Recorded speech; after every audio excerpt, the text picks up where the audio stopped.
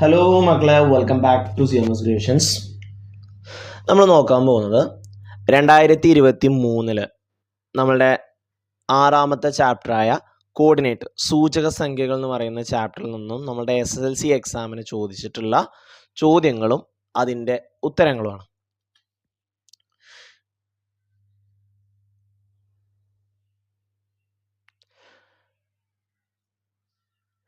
A39 C812 are the coordinate of two opposite vertices of a rectangle whose sides are parallel to the coordinate axis. വശങ്ങൾ അക്ഷങ്ങൾക്ക് സമാന്തരമായ ചതുരത്തിന്റെ രണ്ട് എതിർമൂലകളുടെ സൂചക സംഖ്യകളാണ് 39 812. Find the coordinate of other two vertices of the rectangle. മറ്റു രണ്ട് എതിർമൂലകളുടെ സൂചക സംഖ്യകൾ കണ്ടുപിടിക്കുക. Find the length of the sides of the rectangle. ചതുരത്തിന്റെ വശങ്ങളുടെ നീളം കണക്കാക്കുക. അപ്പോൾ ഞാനൊരു റെക്ടാങ്കിൾ വരയ്ക്കാണ്. ആക്സിസിന് പാരലൽ ആണെന്ന് പറഞ്ഞുകൊണ്ട് ദാ ഇങ്ങനെ വരും. ഇത് A39 C812. ഇനി ബി ആണ് വേണ്ടി അല്ലേ? ദാ എക്സ് എത്രയാ? നേരെ കുത്തനെ നോക്കുക, 8. വൈ ഇങ്ങനെ 9. ഇനി എക്സ് ആക്സിലേക്ക് നോക്കി, നേരെ താഴോട്ട് എത്രയാ? 3. വയ്യോ 12. B8 9 D3 12. ഇനി find the length of the sides of the rectangle. റെക്ടാങ്കിളിന്റെ സൈഡുകളുടെ ലെങ്ത് കാണാനാണ്. ഇവിടെ AB കാണുമ്പോൾ വൈ കോർഡിനേറ്റ് സെയിം ആണ്. വൈ കോർഡിനേറ്റ് സെയിം ആവുമ്പോൾ എക്സ് കോർഡിനേറ്റുകൾ തമ്മിലുള്ള വ്യത്യാസം കണ്ടാൽ മതി. അപ്പോൾ 8 - 3 5 വരും. ഓക്കെ, AB 8 - 3 5 വരും. ഇനി ബി സി എടുക്കുകയാണെന്നുണ്ടെങ്കിൽ എക്സ് കോർഡിനേറ്റുകൾ സെയിം ആണ്, 8 8 ആണ്. അപ്പോൾ 12 - 9 വരും, 3 കിട്ടും. ഓക്കെ, മോഡ് നമ്മൾ ആ ഇക്വേഷൻ അങ്ങനെയാണ് പഠിച്ചിട്ടുള്ളത്, അതുകൊണ്ടാണ് ഞാൻ അവിടെ മോഡ് കൊടുത്തിട്ടുള്ളത് കേട്ടോ, കേവല വില. ഓക്കെ, അപ്പോൾ AB 5 യൂണിറ്റും BC 3 യൂണിറ്റും കിട്ടും. Draw the coordinate axis and mark the point A00, B44, C80 and D4-4. സൂചക അക്ഷങ്ങൾ വരച്ച് A00, B44, C80, D4-4 എന്നീ ബിന്ദുക്കൾ അടയാളപ്പെടുത്തുക. Write the suitable name of the quadrilateral ABCD. ചതുർഭുജം ABCDയുടെ അനുയോജ്യമായ പേര് എഴുതുക.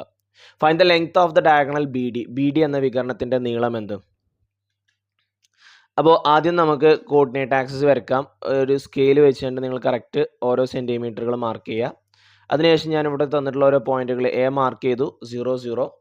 ദെൻ B4 C വരുന്നത് 80 ആണ് വരുന്നത് അല്ലേ? ദെൻ -4 -4 4 -4 അല്ലേ? എക്സിൽ 4ഉം വൈയിൽ -4ഉം. എന്നിട്ട് ആ കോർഡിനേറ്റ് ആ പോയിന്റുകൾ ഒന്ന് ജോയിൻ ചെയ്യണം കേട്ടോ.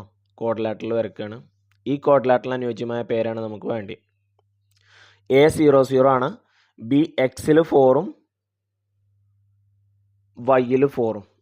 4 4 എക്സിൽ 4 വൈയിലും 4.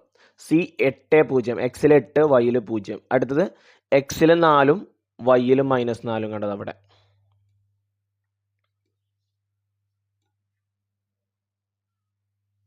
ഓക്കെ, ഇനി ഇതിനനുയോജ്യമായിട്ടുള്ള പേരാണ് നമുക്ക് വേണ്ടത്. അതിനുശേഷം ഡയഗണലിൻ്റെ ലെങ്ത് കാണും. നമുക്കിത് പറയാം അല്ലേ, എന്ത് സ്ക്വയറാണ് വരുന്നതെന്ന് പറയാം. Diagonals AC are perpendicular and equal. AC എന്ന വികരണങ്ങൾ തുല്യവും ലംബമാണ്. നോക്കിയേ, ACBD കേട്ടോ. രണ്ട് വികരണങ്ങൾ ഇവിടെ അല്ലേ AC എന്ന് പറയുന്നത്. എവിടെ ഇത് AC എന്ന് പറയുന്ന ഡയഗണൽ അത് എത്രയാണ്? 8 ആണ്. ഇത് 4 തുടങ്ങി 0 പിന്നെ -4 വരെ, അപ്പോൾ അതും 8. അപ്പോൾ വികരണങ്ങൾ തുല്യമാണ്, പിന്നെ എന്താണ്? പെർപെൻഡിക്കുലർ ആണ്.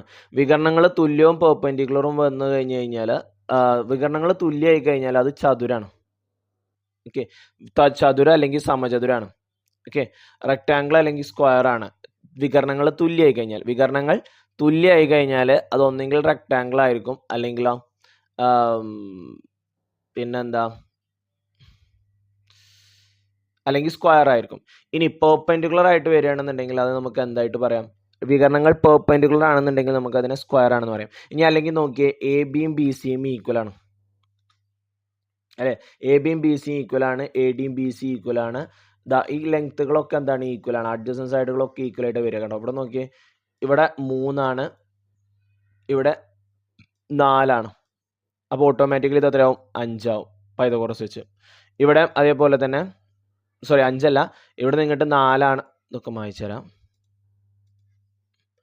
ഇവിടെ നിന്ന് ഇങ്ങോട്ട് 4 ആണ്, ഇവിടെ നിന്ന് ഇങ്ങോട്ടും 4 ആണ്. അപ്പോൾ ഇവിടെ ഒരു വാല്യൂ ഉണ്ടാവും.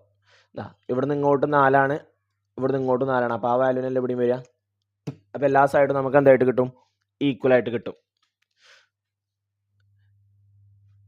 ഓക്കെ, അപ്പോൾ എല്ലാ സൈഡുകളും നമുക്ക് ഈക്വൽ ആയിട്ട് കിട്ടും. അതുകൊണ്ട് A B equal to C D equal to B C equal to A D എന്ന് കിട്ടും. ഓൾ സൈഡ്സ് ആർ ഈക്വൽ, എല്ലാ വശങ്ങളും തുല്യമാണ്. അപ്പോൾ ഇതൊരു സമചതുരാണെന്ന് കിട്ടും. ഓക്കെ, സമചതുരത്തിൻ്റെ പല കണ്ടീഷനുകൾ നമ്മളിവിടെ പറഞ്ഞു. ഒന്ന്, വികരണങ്ങൾ തുല്യമാവുക, ഡയഗണൽസ് ഈക്വൽ ആവുക. ഡയഗണൽസ് ഈക്വൽ ആയാൽ അത് റെക്ടാങ്കിൾ ആവാം അല്ലെങ്കിൽ സ്ക്വയർ ആവാം. ഇനി ഡയഗണൽസ് പെർപെൻഡിക്കുലർ ആയാൽ അതെന്തായി? സ്ക്വയർ ആയി. ഓക്കെ, ഡയഗണൽസ് പെർപെൻഡിക്കുലർ ആവുന്നത് ഒന്ന് സ്ക്വയറിനും ഒന്ന് റോംബസിനാണ്. സമഭുജ സാമാന്തരികത്തിനും സമചതുരത്തിനാണ്. അപ്പോൾ സമചതുരമാവും. അല്ലെങ്കിൽ ആ സൈഡുകളൊക്കെ ഈക്വൽ ആയിട്ട് കിട്ടും. അങ്ങനെയും ഇതിനെ നമുക്ക് എന്തായിട്ട് പറയാം? സമചതുരമായിട്ട് പറയാം. ഇനി വികരണത്തിൻ്റെ നീളമാണ് ചോദിച്ചിട്ടുള്ളത്. ബി ഡിയുടെ നീളം. ബി ഡി എന്ന് പറയുന്നത് ഈ 4 തൊട്ട് -4 വരെ. അപ്പോൾ 4 മൈനസ് -4 എത്ര കിട്ടും? 8 കിട്ടും. അപ്പോൾ വികരണത്തിൻ്റെ നീളം എത്രയാണ്? 8. വികരണം എ സി ചോദിച്ചു കഴിഞ്ഞാൽ എ സി എത്ര തന്നെയാണ്? നോക്കിയാൽ 0 നിന്ന് 8 വരെയാണ്. എ സിയും എന്ത് തന്നെയാണ്? 8 തന്നെയാണ്. ഇത്ര ചോദ്യങ്ങളാണ് ഈ വർഷത്തിൽ ചോദിച്ചിട്ടുള്ളത്. അപ്പോൾ എല്ലാവരും നന്നായിട്ട് പ്രാക്ടീസ് ചെയ്യുക, നന്നായിട്ട് വർക്കൗട്ട് ചെയ്യുക. നമ്മുടെ എക്സാം അടുത്തുകൊണ്ടിരിക്കുകയാണ്. നല്ല രീതിക്ക് എഴുതാൻ കഴിയട്ടെ എല്ലാവർക്കും. നിങ്ങളുടെ SLC എക്സാമിന് പ്രിപ്പയർ ചെയ്യുന്ന നിങ്ങളുടെ ഫ്രണ്ട്സൊക്കെ ഉണ്ടെന്നുണ്ടെങ്കിൽ അവർക്കൊക്കെ ഷെയർ ചെയ്ത് കൊടുക്കുക. നമ്മൾ മാക്സിമം എന്ത് ചെയ്യുക? വർക്കൗട്ട് ചെയ്യുക. കൂടുതൽ പ്രീവിയസ് ഇയർ ക്വസ്റ്റ്യൻസുകൾ നമ്മൾ ചെയ്യുന്തോറും അത് നമുക്ക് അത്രത്തോളം എന്താ പറയുക, ഹെൽപ്ഫുള്ളായിരിക്കും. ക്വസ്റ്റ്യൻസുകളുടെ പാറ്റേണുകളൊക്കെ നമുക്ക് മനസ്സിലാക്കാൻ പറ്റും. നമ്മൾ ഏകദേശം എല്ലാ ചാപ്റ്ററിൻ്റെയും 6 വർഷത്തെ നമ്മളുടെ സിലബസ് മാറിയ അന്ന് മുതലുള്ള ക്വസ്റ്റ്യൻ പേപ്പറുകൾ നമ്മൾ ചെയ്യുന്നുണ്ട്. നിങ്ങളതൊക്കെ എന്ത് ചെയ്യുക? വർക്കൗട്ട് ചെയ്യുക. നല്ല മാർക്ക് കിട്ടട്ടെ എന്ന് പ്രാർത്ഥിക്കുന്നു. എല്ലാവർക്കും എന്താ പറയുക, A+ കിട്ടണമെന്നാണ് നമുക്കുള്ള ആഗ്രഹം. അതുകൊണ്ട് എല്ലാവരും നന്നായിട്ട് വർക്കൗട്ട് ചെയ്യുക. പ്രാക്ടീസ് മേക്ക് യു പെർഫെക്റ്റ് എന്നാണ് ഞാൻ പിള്ളേരുടെ എപ്പോഴും പറയുന്നതാണ്. Practice make you perfect. നമ്മൾ പ്രാക്ടീസ് ചെയ്യുന്തോറും നമ്മളുടെ മിസ്റ്റേക്കുകൾ മാറി, നമ്മളുടെ തെറ്റുകൾ മാറിയാണ്ട് നമ്മൾ എന്ത് ചെയ്യും? ഓരോ പ്രാവശ്യം ചെയ്യുമ്പോൾ അതിലോരോ തെറ്റുകൾ ഉണ്ടാവും. അതിങ്ങനെ നമ്മൾ വീണ്ടും വീണ്ടും പ്രാക്ടീസ് ചെയ്യുമ്പോൾ ആ തെറ്റുകളൊക്കെ മാറിയാണ്ട് അതൊക്കെ പെർഫെക്റ്റ് ആയിട്ട് നമുക്ക് എന്ത് ചെയ്യാൻ പറ്റും. അതുകൊണ്ട് നന്നായിട്ട് പ്രാക്ടീസ് ചെയ്യുക. എക്സാമിൻ്റെ ഇടയിൽ നമുക്കൊരു 7 ദിവസത്തെ ഗ്യാപ്പ് വരുന്നുണ്ട്. അത് നന്നായിട്ട് യൂട്ടിലൈസ് ചെയ്യുക. എല്ലാവർക്കും നല്ല മാർക്ക് കിട്ടട്ടെ എന്ന് പ്രാർത്ഥിക്കുന്നു, ആശംസിക്കുന്നു. Okay, wish you all the very best for your examination and thank you for watching this video. See you soon. Bye bye.